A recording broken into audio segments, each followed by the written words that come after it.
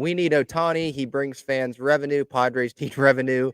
Okay. It's Shohei Ohtani. Like, of course, if we saw that notification pop up, Padres got Ohtani somehow and landed him, and Preller goes in and he's talking Japanese and it yeah. all works out. Like, wow, we would be ecstatic probably.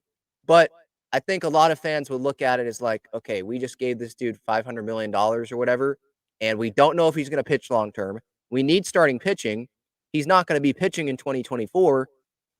We're signing him to be a DH for 2024, and who's going to be pitching for us in 2024 still? Yeah. Like, there's going to be that question mark. That's another huge contract that's being given out. So that means Juan Soto, you're not paying Yeah, him. you're gone.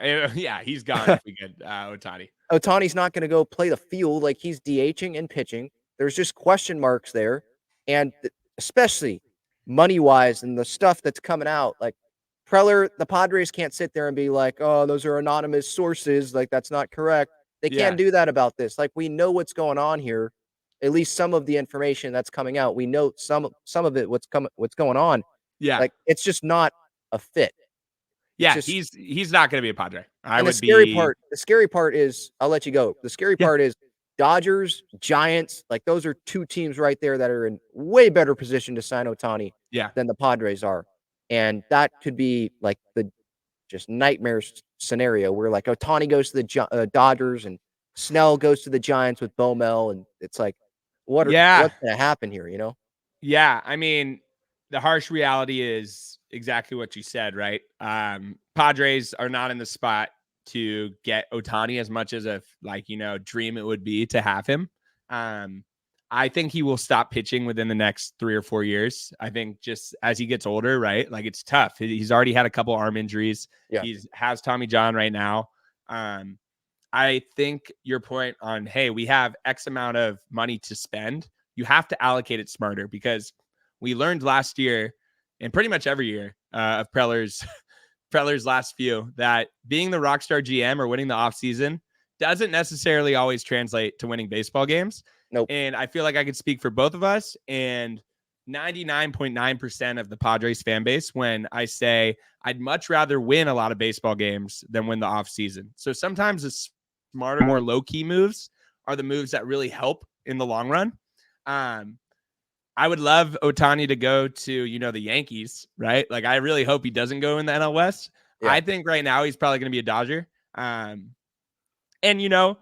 what we learned from the Dodgers is, hey, if Ohtani's not pitching, that's not what they needed, bro. They need some arms. They get their guys get hurt all the time. They were pitching Lance Lynn in a crucial, winner go home game, and he gave up 4 home runs in the same inning, right? So you look, you're like, hey, okay, congrats, you got Ohtani, right? Like, you'll now win 116 games instead of 103. Like, that doesn't, I'm not worried about them. I'm more worried about a team like you mentioned. Like, if he goes to the Giants or a team like that in the NL that has like something cooking, I really hope he goes to the AL or stays with the Angels, but we'll see. I think we just need to make smart moves, right? We have the star talent. We don't need any more stars, right? No more egos. Give me some guys that can, fill out the lineup, fill out our rotation, and get a manager in there who has the trust of the front office. And I think we'll be in a good spot, man. I think there's too many egos, too many cooks in the kitchen last year. And I think this year, if you simplify it a little bit, Tatis is coming off of pretty much a full season. I don't think a lot of people were giving him as much credit as he deserved in the fact that this dude literally didn't play baseball for a year and a half, comes in, has never played a full healthy season, and pretty much didn't miss a game. So yeah, I was impressed.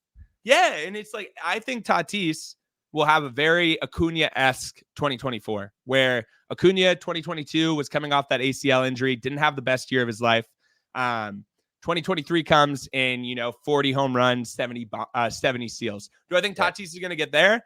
I'm not saying he is, but I think with his talent and, an off season of preparation, sky's the limit, right? And have him play another year with Soto. Worst thing that happens, man, if you don't trade Soto, hey, you tried, right? We went in. That's what I'm saying. No let regrets. Him go. Yeah. And guess what? All that money that we would have paid Juan Soto, we spend it other ways. That's the thing. The ball keeps moving, right? It's not like, oh, if we trade Juan Soto, our franchise folds, right? That's not it. But if you trade him right now, you're telling your franchise, hey, we do not think we're going to win in 2024. And that just can't happen.